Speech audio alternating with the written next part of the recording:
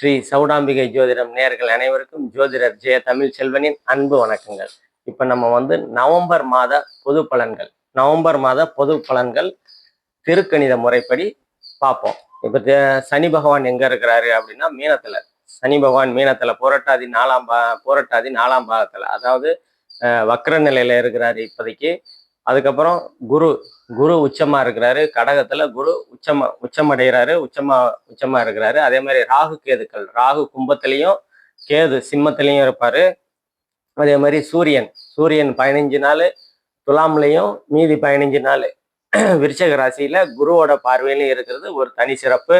அதே மாதிரி செவ்வாய் 30 நாளும் விருச்சகத்துல தான் இருப்பாரு, விருச்சக வீட்டுல இருப்பாரு. அதே மாதிரி சுக்கிரன் மாதத்துல முதல் 2 நாள் மட்டும் நீச்ச நிலைமையில இருப்பாரு. அதுக்கப்புறம் 24 நாள் தன்னோட சொந்த வீடான துலாம் ராசியில 24 நாள் இருப்பாரு. அதுக்கப்புறம் 4 நாள் விருச்சகத்துல இருப்பாரு. புதன் 24 நாள் பிற்பகுதி 24 நாள் புதன் விருச்சகத்திலையும், ஒரு 6 நாள் ஆரம்பத்துல ஒரு 6 நாள் மட்டும் வக்ர நிலையில துலாம் வீட்டுல இருப்பாரு. இதுதான் இந்த மாதத்தோட கிரக பலன்கள் கோச்சார ரீதியா. துல்லியமான பலன்கள் வேணும் அப்படின்னா கீழே நம்ம நம்பருக்கும் கான்டாக்ட் பண்ணுங்க. இப்ப ஒவ்வொரு ராசிக்கும் உண்டான துல்லியமான பலன்களை பார்ப்போம். கன்னிராசி நேயர்கள் அனைவருக்கும் ஜோதிடர் ஜெய தமிழ் செல்வனின் அன்பு வணக்கங்கள். கன்னிராசி புதனோட ராசி. மிதுன ராசி அறிவு வீடுன்னு சொல்லுவோம் புதனுக்கு. இது மிதுனது ஞான வீடு. இது கன்னி வீடு அறிவு வீடுன்னு சொல்லுவோம். சரியா? இதுலதான் சிஏ அப்படி அந்த மாதிரி அமைப்புகள்லாம் இருக்கும். அதுல ஆன்மீகம் கை கொடுக்கிற வீடு. மிதுனம் ஆன்மீகம், இது சொல்லுவாங்க பிலாசபின்னு சொல்லுவாங்க, தத்துவம், அதெல்லாம் மிதுன வீடு. கன்னி வீடு பியூரா சயின்டிஸ்ட், அந்த மாதிரியான அறிவு வீடுன்னு சொல்லுவோம். இவங்களோட அதிபதி 3ஆம் இடத்துல இருக்கிறது ஒரு தனி சிறப்பு தான். இருந்தா என்ன தனி சிறப்புனா குருவோட பார்வையில் இருக்கிறாரு. உங்க ராசிநாதன் குருவோட பார்வையில இருக்கிறதுனால, அதுவும் 3ஆம் இடத்துல தைரியம், வீரியம், வெற்றி, விஜயஸ்தானத்துல இருக்கிறதுனால அந்த ஸ்தானத்தை குருவும் பார்க்கிறாரு. அதனால உங்களோட அந்தஸ்து, கௌரவம், மதிப்பு, மரியாதை எல்லாமே உயரக்கூடிய ஒரு அற்புதமான காலங்களா இருக்கும். என்ன உங்க ராசியை சனி பகவான் பார்க்கறது ஒரு மைனஸ் தான். இருந்தாலும் ராசிநாதன் நல்லா இருக்கும்போது அது கொஞ்சம் நல்லா இருக்கும், அந்த குறைகள் நீங்கும். அதே மாதிரி உங்க 2ஆம் இடத்துல சுக்கிரன் 24 நாள் இருப்பாரு. அதனால பொருளாதார முன்னேற்றம் இந்த காலகட்டத்துல உங்களுக்கு நல்ல விதமா இருக்கும். குடும்பத்துல ஒற்றுமைகள், மகிழ்ச்சிகள்லாம் நல்லா இருக்கும். அதே மாதிரி யாருக்காவது வாக்கு கொடுத்தீங்கன்னா அதை நிறைவேற்றக்கூடிய சூழல்கள்லாம் இந்த காலகட்டத்துல உங்களுக்கு நல்ல விதமாவே இருக்கும். அதே மாதிரி உங்க 3ஆம் இடத்தை குரு உச்ச குரு உங்க 3ஆம் இடத்தை பார்க்கறதுனால இளைய சகோதரர்களால் அனுகூலங்கள், ஆதாயங்கள் இருக்கும். கலைத்துறையில இருக்கக்கூடியவர்களுக்கெல்லாம் புது முயற்சிகள் கிடைக்கும். அந்த முயற்சிகள் பலிதமாகக்கூடிய தன்மைகள் இருக்கும், வெற்றியை கொடுக்கும். எழுத்துத்துறை, அந்த கவிதை, கட்டுரைலாம் எடுப்பாங்களா, அதான் கலைத்துறை. அது சார்ந்து இந்த காலகட்டத்தில் உங்களுக்கு நன்மைகள் கொடுக்குங்க. அதே மாதிரி உங்க 4ஆம் இடம் இயல்பா இருக்கிறாரு. சனியோட பார்வை மட்டும்தான் வாங்குறாங்க. தாய் மீது கொஞ்சம் கவனம் செலுத்துறது நல்லது.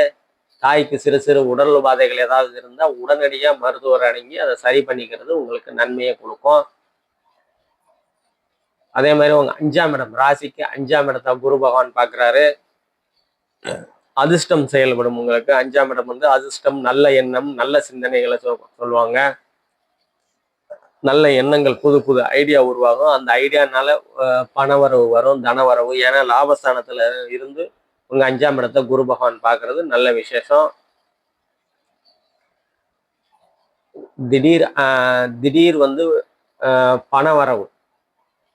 ஏன்னா உங்க ராசிக்கு 8ஆம் இடத்தை சுக்கிரன் பார்ப்பாரு. அதனால திடீர் பணவரவு, தனவரவுலாம் உங்களுக்கு கண்டிப்பா கிடைக்கக்கூடிய அமைப்புகள் இருக்கும். இன்னொன்று தடை தாமதங்கள் நீங்கக்கூடிய அமைப்புகள் இருக்கும்.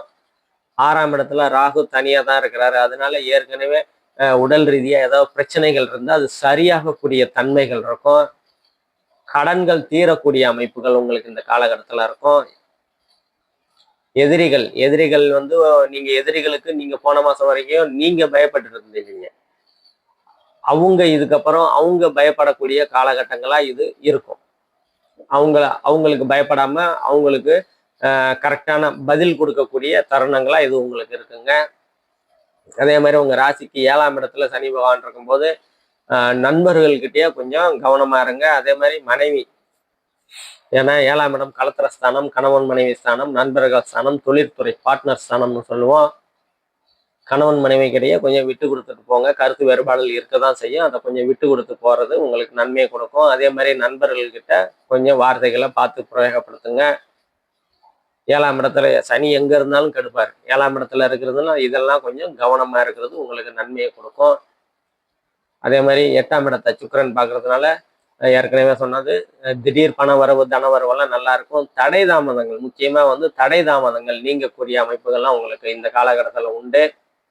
என்னங்க தடை தாமதங்கள்லாம்? திருமண தடை, அதே மாதிரி வீடு வாங்கணும், வாகனம் வாங்கணும், அந்த தடைகள்லாம் நீங்கக்கூடிய அமைப்புகள். இல்லை ரொம்ப நாளா வந்து நான் டிரான்ஸ்ஃபர் கேட்டுட்டு இருக்கிறேன், இடமாற்றம் கேட்டுக்கிட்டு இருக்கேன், அரசு துறையா இருந்தாலும் சரி, தனியார் துறையா இருந்தாலும் சரி, ரொம்ப நாளா வந்து இடமாற்றம் கேட்டுக்கிட்டு இருக்கேன், அந்த இடமாற்றங்கள்லாம் இந்த காலகட்டத்தில் கிடைக்கக்கூடிய அமைப்புகள்லாம் நல்லா இருக்கும். ஏன்னா 8ஆம் இடமா வந்து பயணங்களால அனுகூலங்கள், ஆதாயங்கள் கொடுக்கக்கூடிய இடம், அதனால கிடைக்கும். அதே மாதிரி 9ஆம் இடம், 9ஆம் இடத்தை செவ்வாய் பார்க்கிறாரு. இருந்தாலும் குரு பார்த்த செவ்வாய் பார்க்கறதுனால அந்த அளவு பாதிப்புகள் இல்லை. என்ன பாதிப்புகள் இல்லை? 9ஆம் இடம் தான் பாக்கியஸ்தானம், தந்தை ஸ்தானம்னு சொல்லுவோம். தந்தை வழி உறவுகளால் அனுகூலங்கள், ஆதாயங்கள் இருக்கும். ஆனா கொஞ்சம் பிரச்சனைகள் இருந்து அது சரியாகக்கூடிய தன்மைகள் இருக்கும். தந்தைக்கு கொஞ்சம் உடல்நல குறைபாடு இருக்கும். அச்சோ அப்பப்பா அப்படின்னு பயப்பட தேவையில்லை. சரியா? அதெல்லாம் தீரக்கூடிய அமைப்புகள் இருக்கு. ஏன்னா குரு பார்த்த செவ்வாய் தான் பார்க்கிறாரு. அதனால ஒன்றும் பயப்பட தேவையில்லை. சரியா? அதே மாதிரி உங்க 10ஆம் இடம், 10ஆம் இடம் வந்து இயல்பா தான் இருக்குது. 10ஆம் இடம் வந்து எந்த சுப தொடர்பு, பாவ தொடர்பு இல்லாம இயல்பா இருக்கிறதுனா தொழில்லாம் நல்லாவே போகக்கூடிய அமைப்புகள் உண்டு. தொழிலில் ஏதாவது இன்வெஸ்ட் பண்ணணும் அப்படி அப்படின்னா கொஞ்சம் பண்ணலாம். ஆனா கொஞ்சம் கவனம் தேவை அப்படின்னு தான் சொல்ல முடியும். அதே மாதிரி 11ஆம் இடம், 11ஆம் இடம் லாபஸ்தானத்துல குரு இருக்கிறது நல்லவே ஒரு விசேஷம். ஏன்னா லாபங்கள் வந்து நல்ல உயரக்கூடிய அமைப்புகள் கண்டிப்பா உண்டு. அதான் தொழில் நல்லா போகி லாபங்கள் வந்து நல்லா வரக்கூடிய அமைப்புகளை வந்து இந்த குரு பயிற்சி உங்களுக்கு கொடுத்துருக்குதுங்க. அதே மாதிரி 12ஆம் இடத்துல கேது பகவான் இருக்கிறாரு. கேதுனா தூர இடங்கள், அந்நிய தொடர்பு அந்த மாதிரி சொல்லலாம். ஏற்றுமதி இறக்குமதி பிஸ்னஸ் பண்ணிக்கிட்டு இருக்கவங்களாம் நல்ல விதமா இருக்கும். அதே மாதிரி வெளிநாடு போய் சம்பாதிக்கலாம் அப்படின்ற ஆர்வம் உள்ளவங்க, முயற்சி பண்ணிக்கிட்டு இருக்கிறவங்கலாம் இந்த காலகட்டத்தில் கண்டிப்பா வெளிநாடு போய் சம்பாதிக்கக்கூடிய அமைப்புகள்லாம் உங்களுக்கு நல்ல விதமா இருக்குது. நம்ம இப்ப சொன்னது எல்லாமே பொது பலன்கள் தாங்க. துல்லியமான பலன்கள் வேணும் அப்படின்னா தசாபுக்தி அடிப்படையில், அதாவது ஜனனகால ஜாதகத்துல தசாபுக்தி அடிப்படையில் வச்சு துல்லியமா வந்து சொல்ல முடியும். கீழே நம்ம நம்பருக்கு துல்லியமான பலன்கள் வேணும் அப்படின்னா கீழே நம்ம நம்பருக்கு கான்டாக்ட் பண்ணிக்கோங்க. நன்றி, வணக்கம்.